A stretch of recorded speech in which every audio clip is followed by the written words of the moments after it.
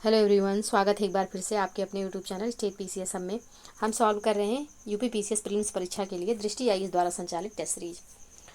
अब ये तो है यूपी पीसीएस प्रीलिम्स परीक्षा के लिए, लेकिन ये टेस्ट जो है आपको 3 एग्जामों में बेनिफिट दे सकता है। पहला एग्जाम हो गया आपका यूपी पीसीएस का प्रीलिम्स का, सेकंड एग्जाम आपका बीपीएससी का हो गया, और थर्ड जो एग्जाम है आरओ के एग्जाम में। यानी कि ये जो है आज का जो हमारा टेस्ट है दूसरा टेस्ट है, और ये साइंस का टेस्ट है। तो आप इसको सॉल्व करेंगे तो आपके इन तीनों एग्जाम में आपको बेनिफिट मिलेगा। तो इसको अगर आप इसमें से किसी भी एग्जाम की तैयारी कर रहे हैं तो ज़रूर इस टेस्ट को सॉल्व करें। अब चलिए आपको बता दें कि अगर आप यूपी पीसीएस प्रीलिम्स की तैयारी कर रहे थे और अभी आप अधर में लटके हुए हैं कि क्या होगा डिसीजन, अभी कुछ आया नहीं है आयोग की तरफ से, तो तैयारी को बिल्कुल भी ब्रेक मत दीजिए, तैयारी एकदम अच्छे से करिए। क्योंकि ये तैयारी आपको, अगर आपका एग्ज़ाम यूपी पीसीएस प्रीलिम्स 27 अक्टूबर को नहीं होता है तो भी आपके बीपीएससी के लिए ये बहुत ही ज़्यादा गोल्डन टाइम चल रहा है। इसमें आप तैयारी को अपने जैसे जिस स्तर से कर रहे थे उसी स्तर से करते रहिए, और साथ ही बीपीएससी का फॉर्म ज़रूर भरिए क्योंकि सीटें काफ़ी ज़्यादा हैं तो उसमें होने के चांसेस भी इस बार ज़्यादा रहेंगे। और इतनी सीटें कहीं कभी आई नहीं है इतिहास में, पहली बार है कि 2000 के लगभग सीट हैं। तो आप लोग प्लीज़ फॉर्म भर दीजिए और अच्छे से तैयारी करिए, बिल्कुल इधर उधर की बातें मत सुनिए, मत सोचिए कुछ भी, बस अपने तैयारी पर फोकस करिए। तो चलिए आगे बढ़ते हैं और सॉल्व करते हैं अपना ये टेस्ट सीरीज़। आप लोगों से रिक्वेस्ट है कि चैनल पे यदि नए हैं तो चैनल को प्लीज़ सब्सक्राइब कर लीजिए, साथ ही बेल आइकन को प्रेस कर लीजिए और वीडियो को लाइक एवं शेयर करना ना भूलिएगा। और ये जो पीडीएफ है ये हमारे टेलीग्राम चैनल पे अपलोड होगा। टेलीग्राम चैनल का लिंक इस वीडियो के डिस्क्रिप्शन बॉक्स में हमने दिया है, वहाँ से आप टेलीग्राम ज्वाइन कर सकते हैं। तो चलिए स्टार्ट करते हैं अपना एक टेस्ट सीरीज। ये साइंस का टेस्ट है आज। तो यहाँ पे पहला प्रश्न है, प्रतिबल और विकृत के अनुपात को कहते हैं आयतन गुणांक, यंग गुणांक, प्रत्यास्थ गुणांक या फिर अपरूपण गुणांक। तो यहाँ पे क्या कहते हैं, प्रतिबल और विकृत के अनुपात को।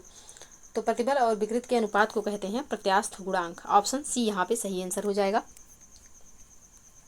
पदार्थ विज्ञान और इंजीनियरिंग में प्रतिबल और विकृत को दो सबसे महत्वपूर्ण अवधारणाएं हैं। प्रतिबल किसी ठोस पर प्रति इकाई क्षेत्र में लगाए गए बल को संदर्भित करता है, जबकि विकृत ठोस की संरचना में होने वाली विकृति या परिवर्तन है जो लागू बल के परिणाम स्वरूप होती है। प्रतिबल और विकृत का अनुपात, जिसे प्रत्यास्थ गुणांक कहा जाता है, ठोस में एक विशेषता पाई जाती है।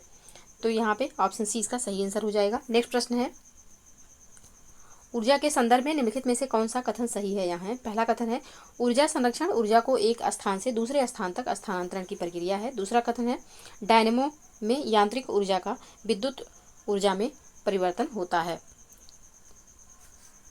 अब यहाँ पे नीचे दिए गए कूट का प्रयोग करके सही उत्तर बताना है। तो यहाँ पे इसके जो है पहला गलत है, दूसरा यहाँ पे सही हो जाएगा। ऑप्शन सी इसका सही आंसर हो जाएगा। यहाँ पे जो पहला ऑप्शन दिया हुआ है इसमें है कि ऊर्जा संरक्षण ऊर्जा को एक स्थान से दूसरे स्थान तक स्थानांतरण की प्रक्रिया है, तो ये गलत है। ऊर्जा स्थानांतरण ऊर्जा का एक स्थान से दूसरे स्थान तक संचलन है। उदाहरण के लिए जब ऊर्जा बॉल प्लग से चार्जर के माध्यम से बैटरी में संचालित होती है। तो यहाँ पे पहला कथन गलत हो जाएगा। डायनेमो में आंतरिक ऊर्जा का विद्युत ऊर्जा में परिवर्तन होता है, बिल्कुल सही है। तो दूसरा कथन यहाँ पे सही है, ऑप्शन सी इसका सही आंसर हो जाएगा। नेक्स्ट प्रश्न है, निम्नलिखित में से किसने पलवन का नियम की अवधारणा प्रस्तुत की थी।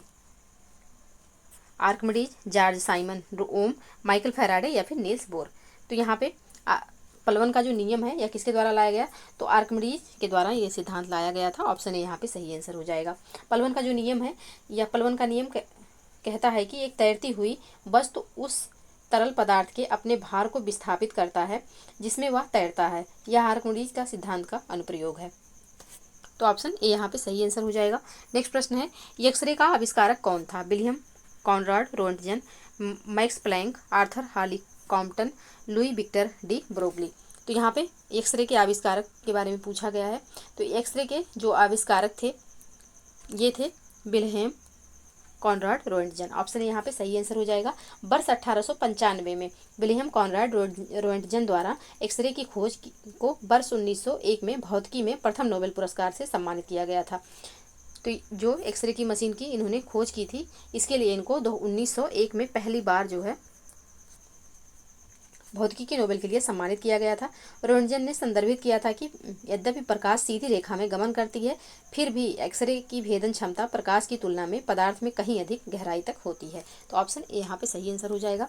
नेक्स्ट प्रश्न है, निम्नलिखित में से कौन सी एक सदिश राशि नहीं है। Lift, drag, thrust, entropy, entropy कौन सी इसमें से सदिश राशि नहीं है, तो इसका सही आंसर हो जाएगा एंट्रोपी। एंट्रोपी जो है यह सदिश राशि नहीं है, ऑप्शन डी यहाँ पे सही आंसर होगा।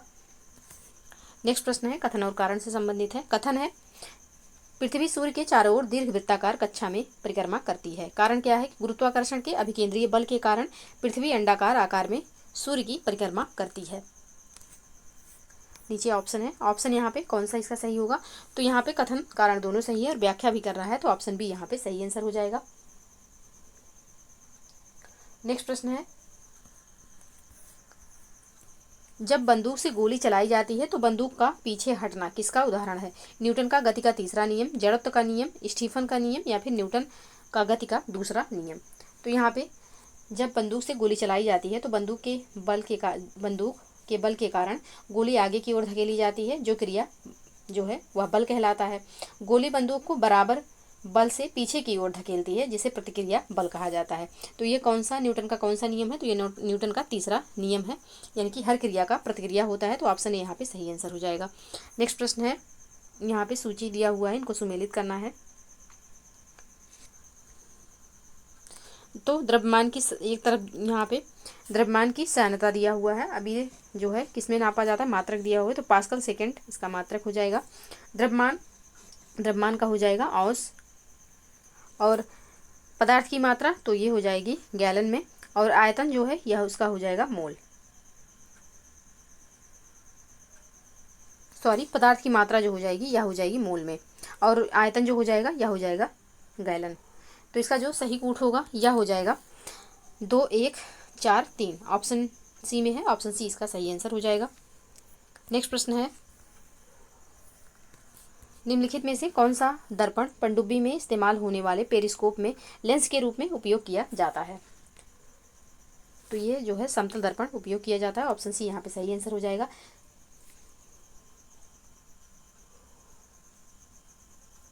समतल दर्पण का उपयोग जो है यहाँ पे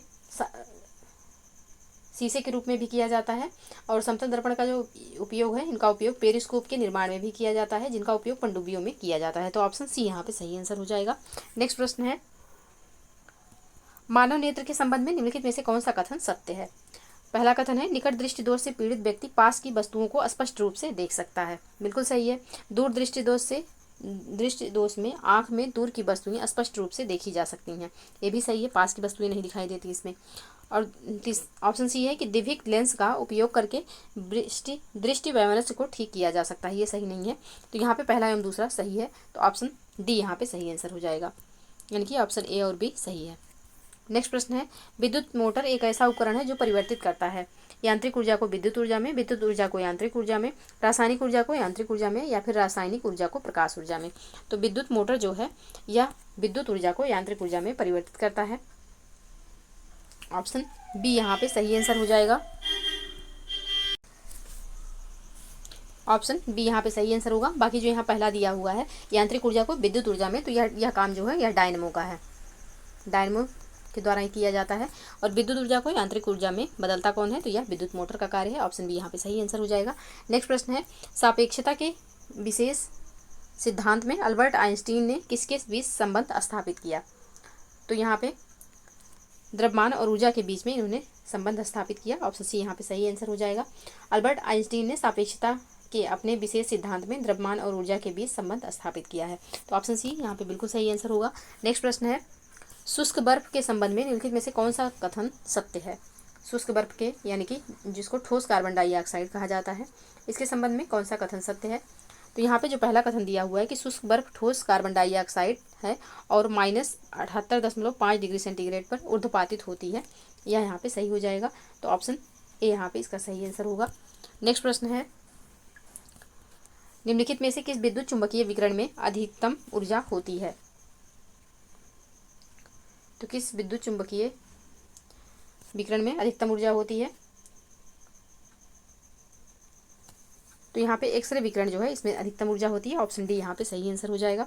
नेक्स्ट प्रश्न है इनमें से कौन वर्ष 2023 में भौतिकी में नोबेल पुरस्कार का प्राप्तकर्ता नहीं था। तो पियरे एगस्टोनी थे, फेरेंक क्रॉन्स थे, एनियल हुइलियर ये भी थे, तो ये दोनों थे, उपयुक्त में से जो है कोई नहीं। ये यहाँ पे पूछा गया है कि भौतिकी के नोबेल पुरस्कार का प्राप्तकर्ता नहीं था। तो इनमें से जो है तीनों लोगों को मिला था और कोई ऐसा नहीं है कि जिनको नहीं मिला था। तो ऑप्शन डी यहाँ पे सही आंसर हो जाएगा।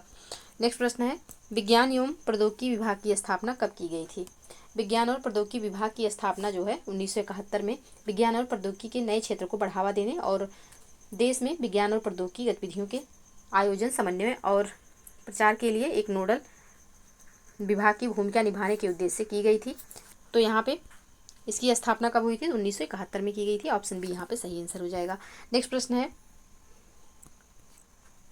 उपकरणों और विद्युत चुंबकीय विकिरणों के युग्म सुमेलित कीजिए। एक तरफ उपकरण है, दूसरी तरफ विद्युत चुंबकीय विकिरण दिया हुआ है, इनको सुमेलित करना है। नाइट विजन का उपकरण, तो नाइट विजन का उपकरण जो है इसमें अवरक्त किरणें, विमान नेविगेशन में सूक्ष्म तरंगों का यूज होता है। ऑप्टिकल फाइबर संचार, तो इसमें दृश्य प्रकाश रहता है।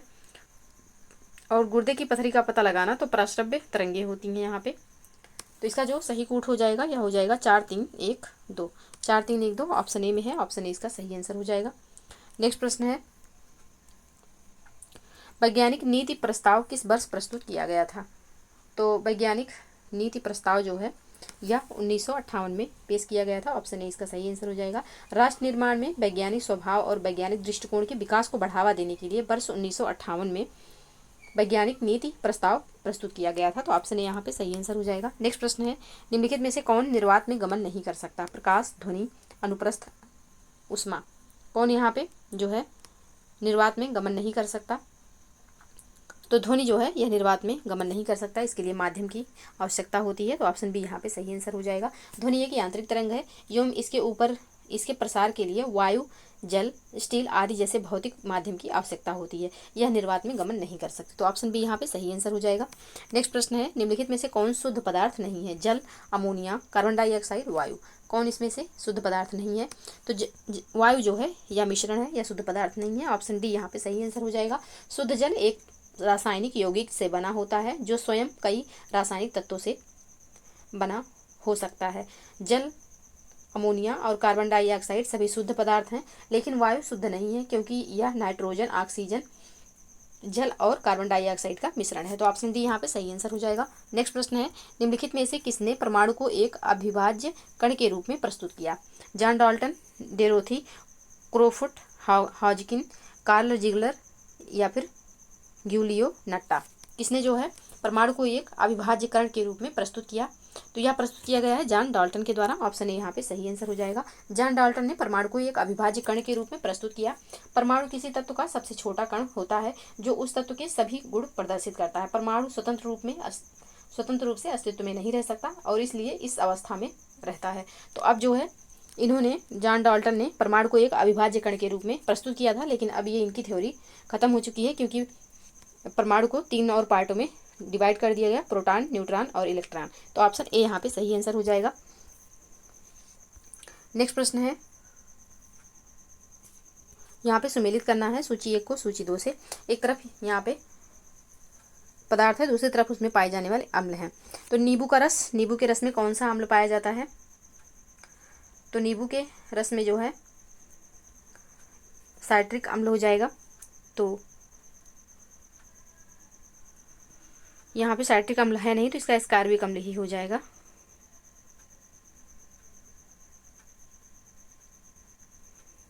एस्कार्बिक अम्ल। और सिरका में हो जाएगा एथनोइक अम्ल, इमली में टार्टरिक अम्ल और दूध में हो जाएगा लैक्टिक अम्ल। तो इसका जो सही कूट होगा यह हो जाएगा ऑप्शन बी, 1 2 3 4। ऑप्शन बी यहाँ पे सही आंसर होगा। नेक्स्ट प्रश्न है, निम्नलिखित में से कौन सा प्रबल अम्ल का उदाहरण है? हाइड्रोक्लोरिक अम्ल, हाइड्रोफ्लोरिक अम्ल, सल्फ्यूरिक अम्ल, बेंजोइक अम्ल। इसमें से कौन से जो हैं प्रबल अम्ल के उदाहरण हैं? तो जो अम्ल जल में पूर्णतः वियोजित हो जाते हैं उन्हें प्रबल अम्ल कहते हैं। तो प्रबल अम्ल इसमें से कौन कौन है?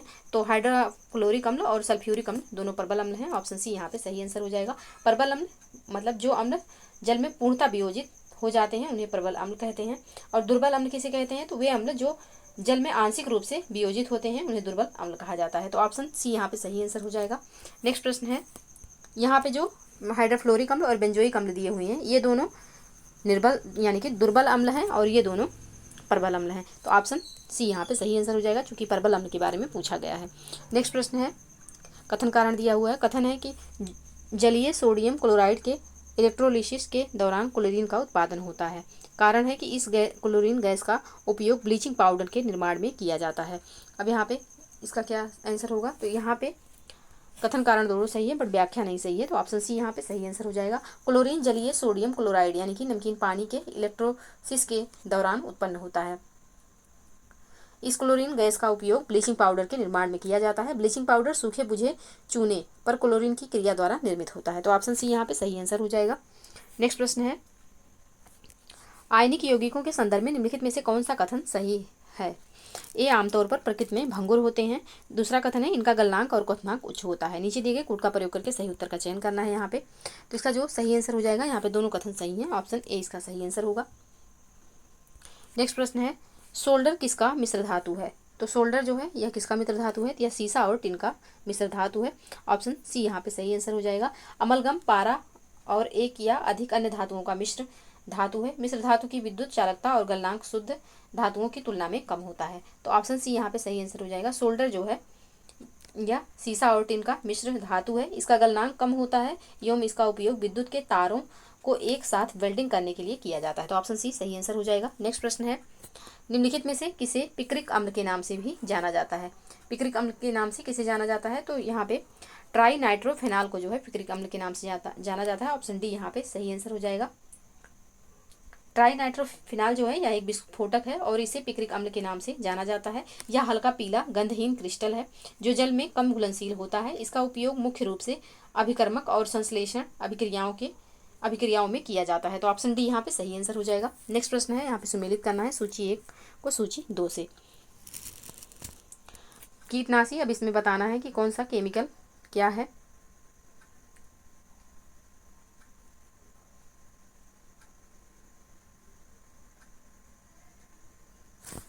एक मिनट। तो कीटनाशी, तो एल्यूमिनियम फास्फेट जो है यह कीटनाशी हो जाएगा। सॉरी, एल्यूमिनियम फास्फेट कीटनाशी। और साथ ही बोर्डो मिश्र जो हो जाएगा यह हो जाएगा कवकनाशी। और बेंजीप्राम जो है यह हो जाएगा आपका शाकनाशी। बेंजीप्राम जो है यह शाकनाशी हो जाएगा। और कृंतकनाशी कौन सा है, तो एल्यूमिनियम फास्फाइड जो है यह कृंतकनाशी हो जाएगा। तो यहाँ पे इसका जो सही कूट हो जाएगा यह हो जाएगा 1 2 4 3। 1 2 4 3 ऑप्शन सी में है, तो ऑप्शन सी इसका सही आंसर होगा। नेक्स्ट प्रश्न है, निम्नलिखित में से कौन सा सामान्य नाम रासायनिक नाम सही सुमेलित नहीं है। Brimstone sulphur, Epsom salt, sodium perborate, gypsum calcium sulphate hydrate, di hydrate, grain alcohol, ethanol, कौन सा इसमें से सही सुमेलित नहीं है। तो इसका सही आंसर हो जाएगा ऑप्शन बी। एप्सम सॉल्ट जो है इसका जो रासायनिक नाम है यह है मैग्नीशियम सल्फेट हेप्टाहाइड्रेट। तो यहाँ पे सोडियम परबोरेट नहीं है, ये गलत हो जाएगा। और पूछा गया कौन सा सही सुमेलित नहीं है, तो ऑप्शन बी यहाँ पे इसका सही आंसर होगा। नेक्स्ट प्रश्न है, ठोस का तापमान बढ़ाने पर कणों की गतिज ऊर्जा। ठोस का तापमान बढ़ाने पर कणों की गतिज ऊर्जा जो है यह बढ़ जाती है। ऑप्शन सी यहाँ पे सही आंसर हो जाएगा। तापमान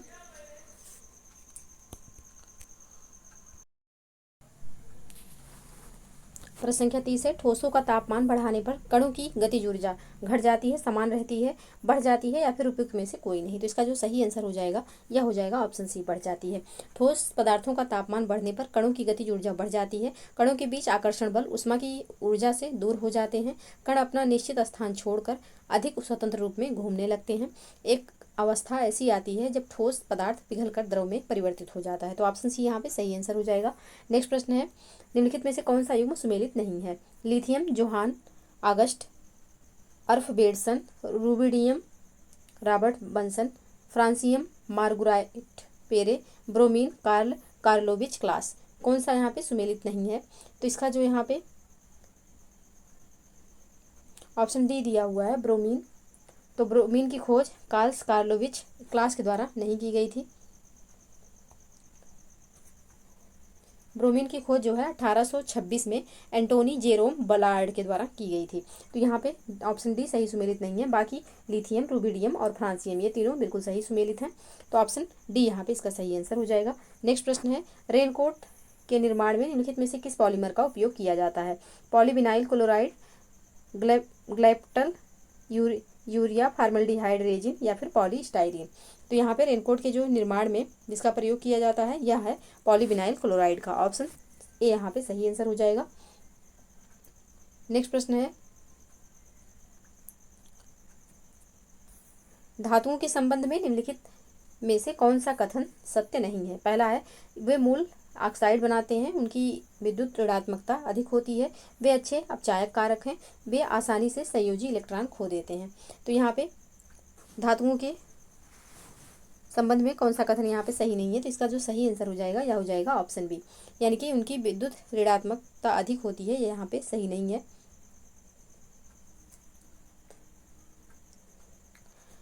जो धातु होते हैं उनकी विद्युत ऋणात्मकता जो होती है वह कम होती है। तो ऑप्शन बी यहाँ पे सही नहीं है, यही इसका आंसर हो जाएगा। नेक्स्ट प्रश्न है, समतापीय प्रक्रिया वह है जिसमें परिवर्तन के दौरान तंत्र का तापमान स्थिर रहता है, परिवर्तन के दौरान दाब स्थिर रहता है, कोई ऊष्मा स्थानांतरण नहीं होता है, परिवर्तन के दौरान आयतन स्थिर रहता है। तो यहाँ पे समतापीय प्रक्रिया वह है जिसमें, तो इसका जो सही आंसर होगा यह हो जाएगा परिवर्तन के दौरान तंत्र का तापमान स्थिर रहता है। ऑप्शन ए यहाँ पे सही आंसर हो जाएगा। नेक्स्ट प्रश्न है, निम्नलिखित में से क्लोरीन का सबसे आम यौगिक कौन सा है? Calcium oxide, sodium chloride, potassium chloride या फिर अमोनियम क्लोराइड। तो क्लोरीन का सबसे आम जो यौगिक है जो हमारे घरों में खाने के नमक के रूप में यूज होता है वह है सोडियम क्लोराइड। तो ऑप्शन बी यहाँ पे सही आंसर हो जाएगा। कमरे के तापमान और वायुमंडलीय दाब पर क्लोरीन एक हरे पीले रंग की गैस है। यह वायु से 2.5 गुना भारी है। -34 डिग्री सेंटीग्रेड तापमान पर यह द्रव में परिवर्तित हो जाती है। तो ऑप्शन बी यहाँ पे सही आंसर हो जाएगा। नेक्स्ट प्रश्न है, अमोनिया किससे निर्मित होता है? नाइट्रोजन और हाइड्रोजन से, नाइट्रोजन और ऑक्सीजन से, नाइट्रोजन और सल्फर से या फिर नाइट्रोजन और क्लोरीन से। तो अमोनिया जो है यह किससे निर्मित होता है? तो यह निर्मित होता है नाइट्रोजन और हाइड्रोजन से। ऑप्शन ए यहाँ पे सही आंसर हो जाएगा। अमोनिया नाइट्रोजन और हाइड्रोजन से बनी एक रंगहीन तीक्ष्ण गैस है जिसको NH3 इसका सूत्र है।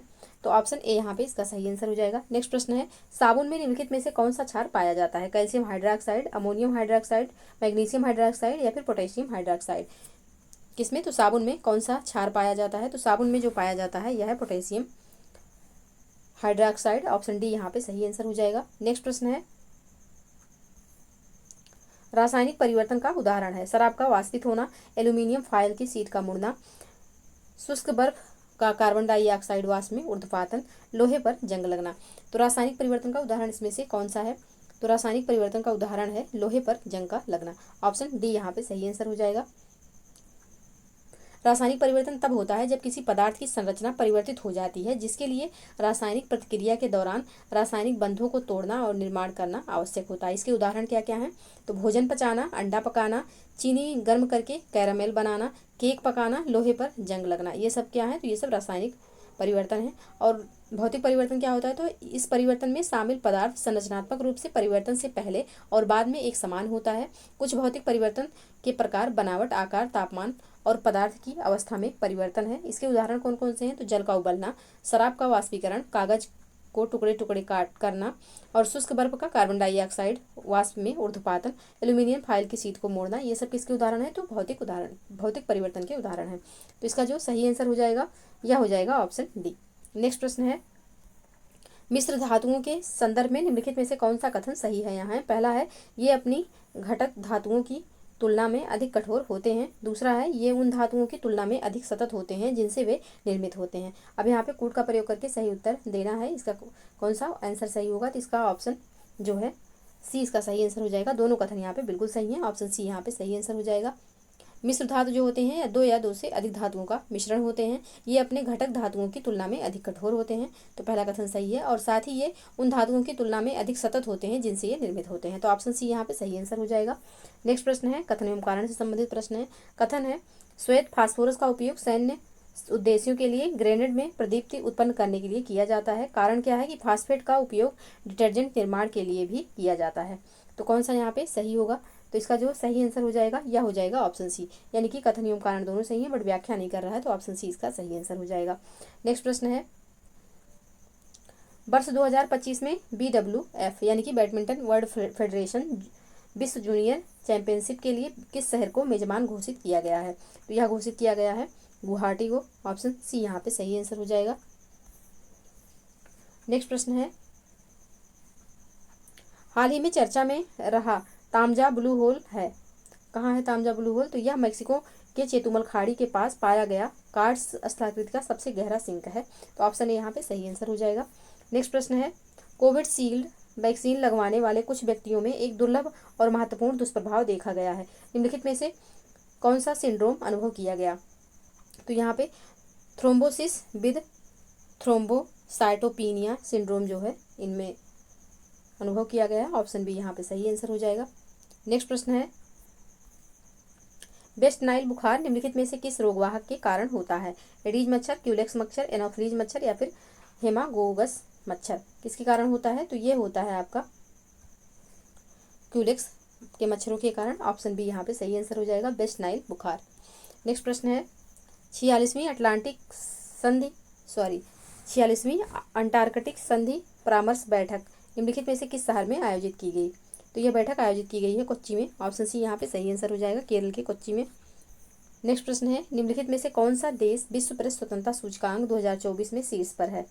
तो यहाँ पे शीर्ष पर कौन सा देश है? तो नॉर्वे है शीर्ष पर, ऑप्शन सी यहाँ पे सही आंसर हो जाएगा। भारत की स्थिति इसमें 159वें स्थान पर, भारत 180 देशों में 159वें स्थान पर भारत है, और नॉर्वे जो है पहले स्थान पर, तो ऑप्शन सी यहाँ पे सही आंसर हो जाएगा। नेक्स्ट प्रश्न है, इनमें से कौन सा मानव इतिहास का पहला मिशन है जिसमें चंद्रमा के सुदूर भाग से नमूने पृथ्वी पर लाए गए? तो यह चीन का जो है मिशन है चांगई 6, इसके द्वारा चंद्रमा के सुदूर भाग से पृथ्वी पर नमूने लाया गया है, यानी कि मिट्टी लाया गया है, तो ऑप्शन सी यहाँ पे सही आंसर हो जाएगा।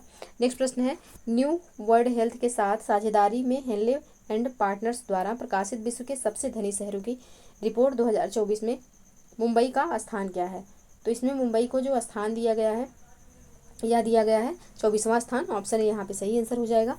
नेक्स्ट प्रश्न है, निम्नलिखित में से कौन Miami Grand Prix 2024 formula 1 race का विजेता है?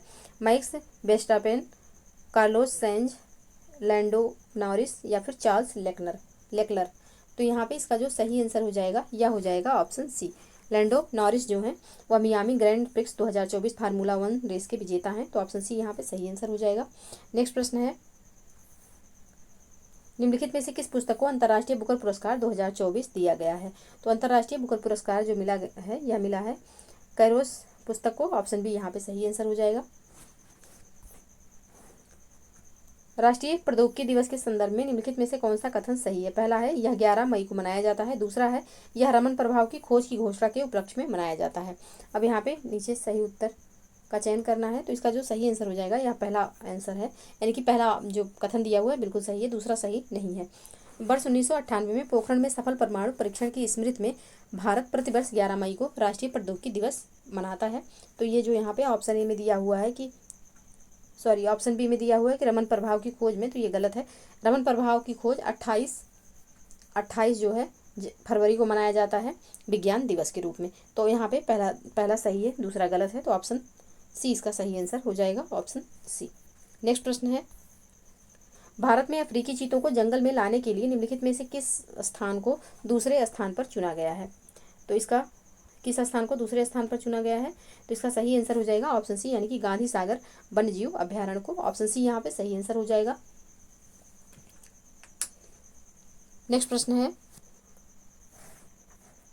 विश्व प्रवासन रिपोर्ट 2024 के संदर्भ में निम्नलिखित में से कौन सा देश भारत के बाद धन प्रेषण प्राप्त करने में दूसरे स्थान पर है? तो भारत के बाद दूसरे स्थान पर जो है वह है मैक्सिको, ऑप्शन यहाँ पे सही आंसर हो जाएगा।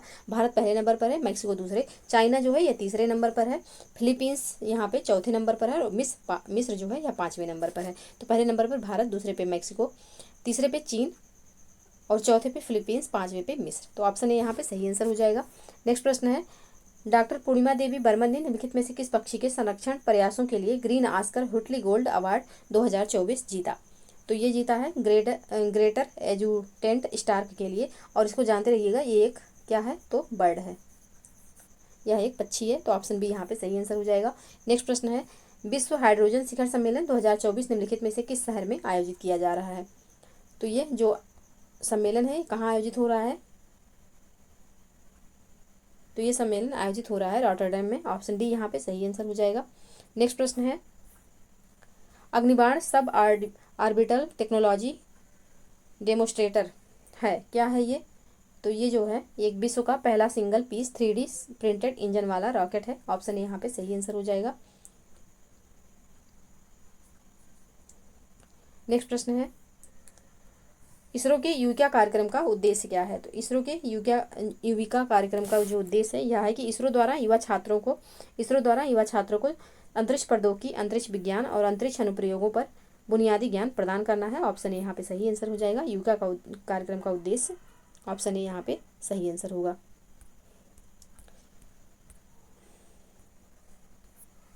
नेक्स्ट प्रश्न है, मैड्रिड ओपन टेनिस 2024 टूर्नामेंट का विजेता है।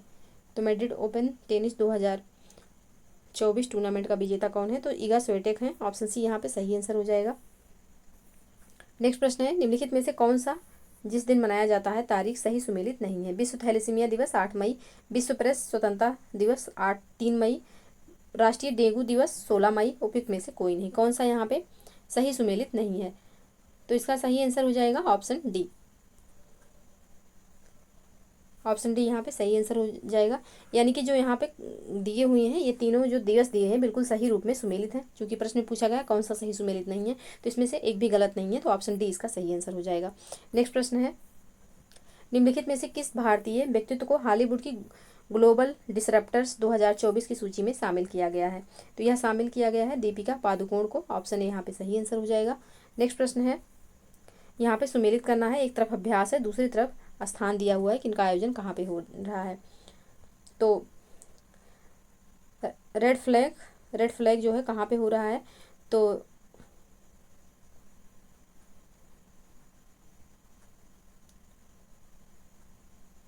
रेड फ्लैग अभ्यास जो है इसका आयोजन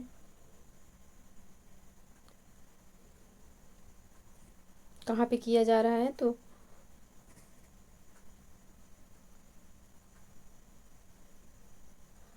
रेड फ्लैग जो है इसका आयोजन हो रहा है अमेरिका के अलास्का में।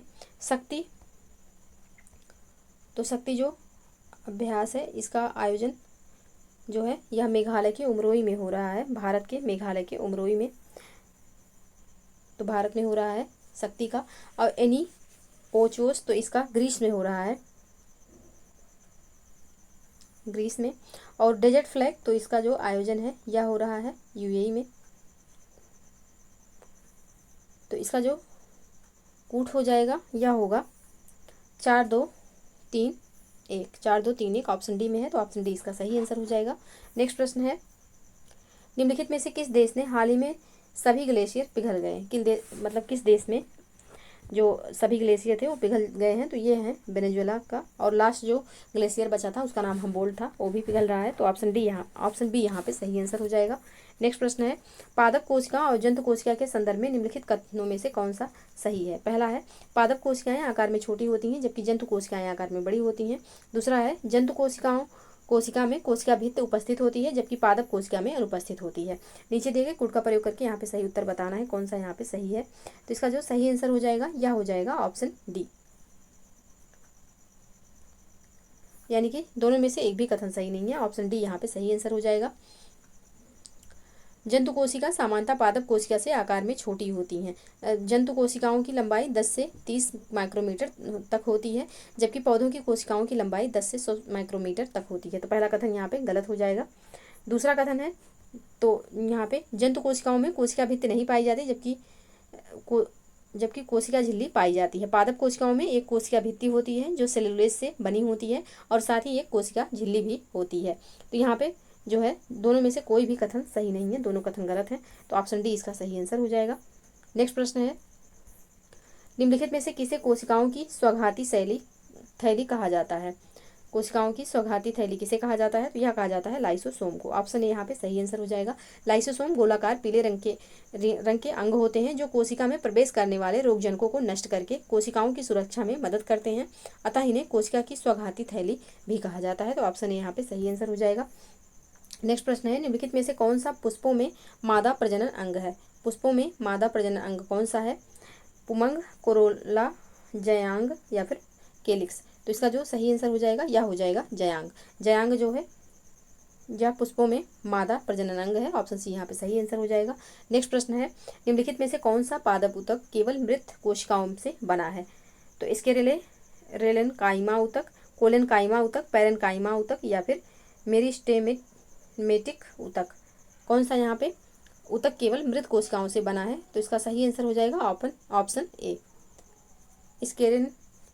स्क्लेरोकाइमा ऊतक जो है यह जो है केवल मृत कोशिकाओं से बना है। ऑप्शन ए यहाँ पे सही आंसर हो जाएगा। स्क्लेरोकाइमा मृत कोशिकाओं से बना होता है और यह यांत्रिक ऊतकों के रूप में काम करता है। तो ऑप्शन ए बिल्कुल सही आंसर होगा। नेक्स्ट प्रश्न है, पौधों की वृद्धि के लिए निम्नलिखित में से कौन सा बृहत पोषक तत्वों का आवश्यकता होती है? बृहत पोषक तत्वों की आवश्यकता होती है फास्फोरस, लोहा, तांबा, कैल्शियम। तो इसका जो सही आंसर होगा यह हो जाएगा ऑप्शन डी, यानी कि जो यहाँ पे बृहद रूप से जिनकी आवश्यकता होती है, बृहद पोषक तत्व है पौधों के लिए, यह है फास्फोरस और कैल्शियम। ऑप्शन डी यहाँ पे सही आंसर हो जाएगा 1 एवं 4। नेक्स्ट प्रश्न है, कौन सा पादप हार्मोन मुख्य रूप से कोशिका वृद्धि और तने की वृद्धि को बढ़ावा देने के लिए जिम्मेदार है? जिबरेलिन्स, ऑक्सिन, साइटोकाइनिन या फिर एब्सिसिक एसिड? तो इसका सही आंसर हो जाएगा ऑक्सिन। ऑक्सिन जो है यह पादप हार्मोन है जो कि कोशिका वृद्धि और तने के विकास को बढ़ावा देने में मूल भूमिका निभाता है। तो ऑप्शन बी यहाँ पे सही आंसर हो जाएगा। नेक्स्ट प्रश्न है, निम्नलिखित में से कौन सा आभासी फल का उदाहरण है? आभासी फल का उदाहरण इसमें से कौन सा है? तो इसका सही आंसर हो जाएगा सेब। आभासी फल या इसी को असत्य फल भी कहा जाता है। तो ऑप्शन सी यहाँ पे सही आंसर हो जाएगा। नेक्स्ट प्रश्न है, निम्नलिखित में से कौन सा रोग उन्मूलन का लक्षित वर्ष सही ढंग से सुमेलित नहीं है? सिकल सेल एनीमिया 2047, लसीका फाइलेरिया 2030, क्षय रोग 2025, मलेरिया 2030। यानी कि किस वर्ष तक इन रोगों का उन्मूलन किया जाएगा? ये जो वर्ष दिए हुए हैं क्या ये सही सुमेलित है और कौन सा इसमें से सही सुमेलित नहीं है? तो यहाँ पे लसीका फाइलेरिया का जो दिया हुआ है 2030 ये सही नहीं है। लसीका फाइलेरिया का उन्मूलन का जो वर्ष है यह 2027 है। 2027 तक इसको उन्मूलित करने का इसका लक्ष्य रखा गया है। तो ऑप्शन बी यहाँ पे सही सुमेलित नहीं है, बाकी सब सही सुमेलित है, यही इसका आंसर होगा। नेक्स्ट प्रश्न है, वर्ष 2023 का मेडिसिन का फिजियोलॉजी का नोबेल पुरस्कार किस उपलब्धि के लिए प्रदान किया गया? तो यह प्रदान किया गया था कोविड-19 के विरुद्ध mRNA टीके का विकास करने के लिए। ऑप्शन डी यहाँ पे सही आंसर हो जाएगा। नेक्स्ट प्रश्न है, यहाँ पे सुमेलित करना है सूची 1 को सूची 2 से। एक तरफ विटामिन दिया हुआ है, दूसरी तरफ उनके कमी से होने वाले रोग दिए हैं। तो यहाँ पे विटामिन सी की कमी से स्कर्वी नामक रोग होता है, और विटामिन डी, तो विटामिन डी की कमी से रिकेट्स हो जाता है, और विटामिन B7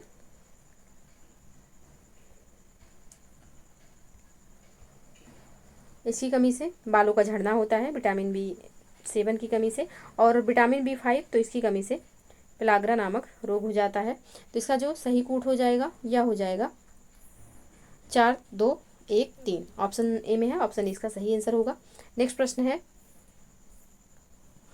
निम्नलिखित में से कौन सा भारतीय विश्वविद्यालय Times Higher Education Young University ranking 2024 की शीर्ष 100 रैंकिंग में शामिल है?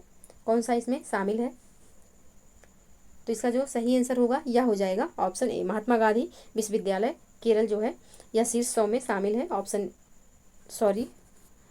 यहाँ पे ऊपर कुछ दिए हुए हैं, यानी कि महात्मा गांधी विश्वविद्यालय केरल, अन्ना विश्वविद्यालय तमिलनाडु, भारतीय प्रौद्योगिकी संस्थान पटना और भारतीय प्रबंधन संस्थान अहमदाबाद।